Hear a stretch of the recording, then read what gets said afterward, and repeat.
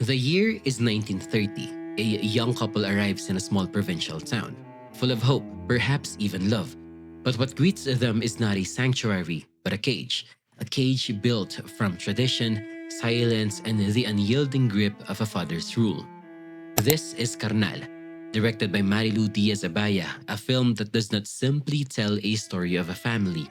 It confronts us with the darker truths of power, flesh, and the suffocating weight of patriarchy. Bakit ko sasagutin ng isang simberkwensang anak?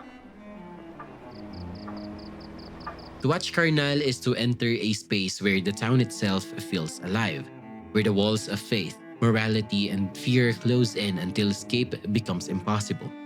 It is a Filipino Gothic tale, where bodies bear the scars of desire, violence, and generational sin. In this video, we will revisit Carnal, not just as a period piece but as a mirror, one that reflects the struggles of the past and the shadows that continue to linger in our present. Let's talk about Carnal.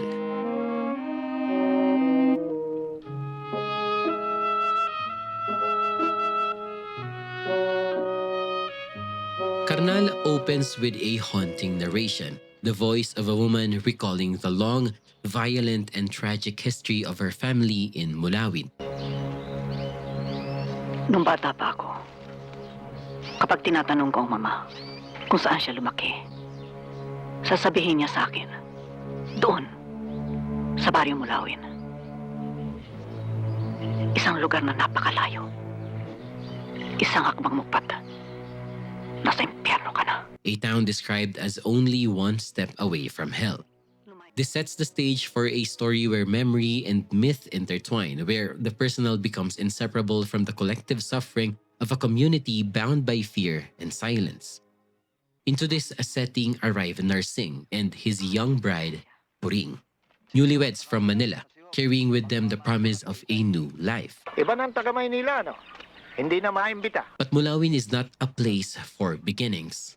Almost immediately, Puring becomes the object of her father-in-law Gusting's gaze.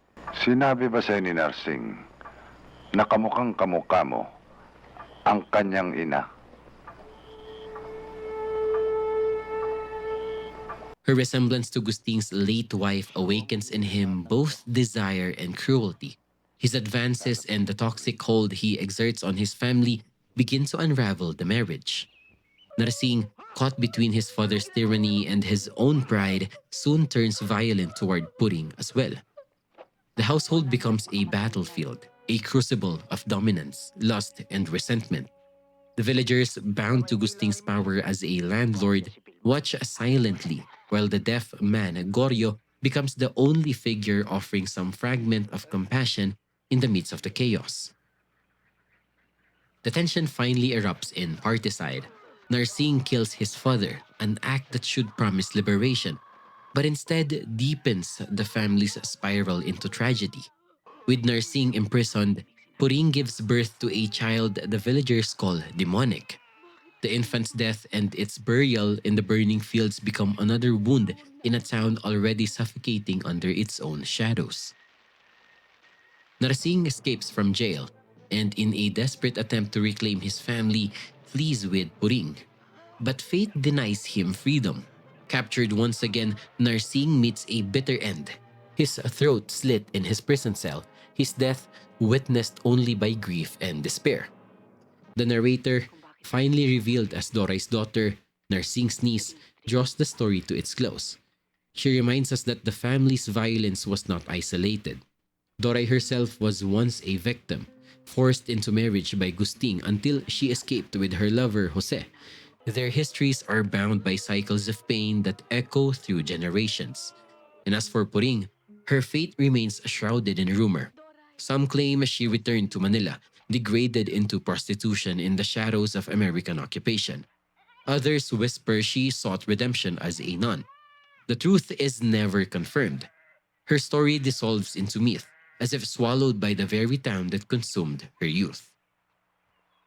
At the core of Carnal is the suffocating weight of patriarchy, not as an abstract idea but as a living prison that dictates every choice, every silence, and every act of violence in Mulawin. Habang narito kayo sa poder ko, Magtatrabaho ka para mabayaran mo ang inyong pagkain at pagtira dito. The town itself seems built around the figure of the patriarch, Gustin, whose control extends not only over his household but also over the villagers who depend on him.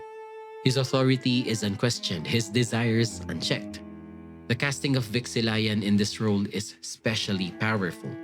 Audiences of the time already knew him as the terrifying patriarch of Mike de Leon's Kisap Mata, where he played a father whose authority metastasized into obsession and incest. By placing Silayan again at the heart of another family tragedy, Carnal reinforces the idea of the Filipino patriarch as both ruler and monster, a figure whose dominance is absolute and whose violence poisons generations. Silayan's presence on screen isn't just a performance, it's a statement. He embodies the patriarch not just as a character, but as an institution. His control warps Narsing into repeating his cruelty, showing how patriarchy perpetuates itself through fear, submission, and inheritance. In the sense, Mulawin is less a town and more a prison, one without visible walls, but whose bars are built out of tradition, silence, and the unchallenged rule of men. One of the most haunting aspects of Carnal is how violence isn't just inflicted, it's inherited. Narsing, who arrives from the city with dreams of a fresh start, finds himself slowly molded into the image of his father, Gusting. At first, he resists, but the cycle of cruelty proves stronger than his will. When Gusting attempts to dominate Puring, Narsing responds not by breaking free from his father's shadow, but by asserting his own authority over his wife. This descent is chilling because it shows how violence within a patriarchal order is not a single act, but a legacy passed down from one generation to the next. Children do not just witness the abuses of their parents, they internalize them until they become abusers themselves. Here, Mulawin becomes more than a backdrop. Its burning fields, hostile stares, and suffocating air create a place where violence feels inevitable, where every man is thought to be master and every woman to endure. Even when Narsing kills his father, the cycle doesn't end. Instead, it transforms.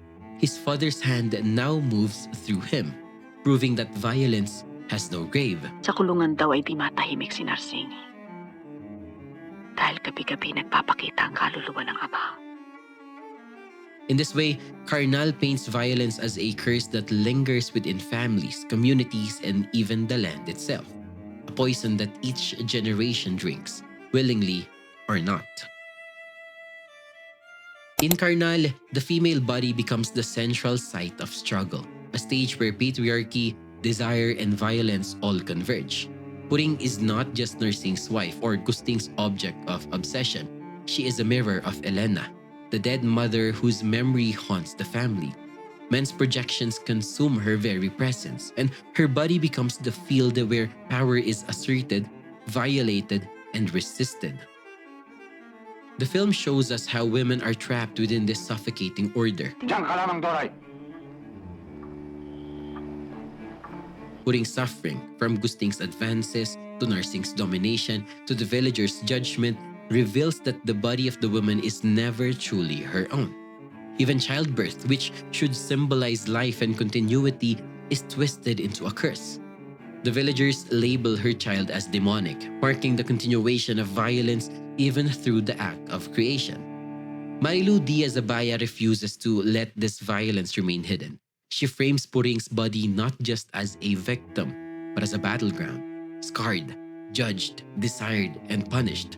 In doing so, the film lays bare the cruel paradox of womanhood in a patriarchal society, that the body, celebrated for its ability to give life, is also condemned to carry the weight of domination and abuse.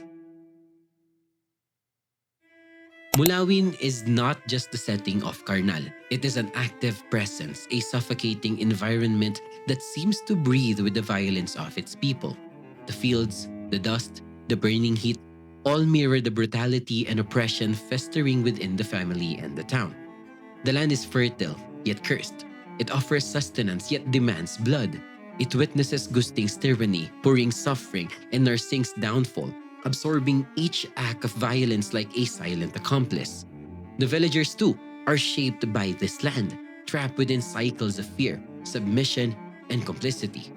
By framing Mulawin as quote-unquote only one step ahead of hell, Marilu Diaz-Abaya turns the town into a metaphor for the Philippines itself, a country rich in life and history but scarred by oppression and patriarchal rule. The soil does not forget. It bears witness to each generation's sin, ensuring that violence is never truly buried. In this way, Carnal is not just a domestic tragedy. It is a portrait of a land haunted by its own people, cursed to repeat its cycle until someone dares to break free. Carnal is not just the story of a family consumed by violence. It is the story of a nation, of cycles of power and submission that echo across generations.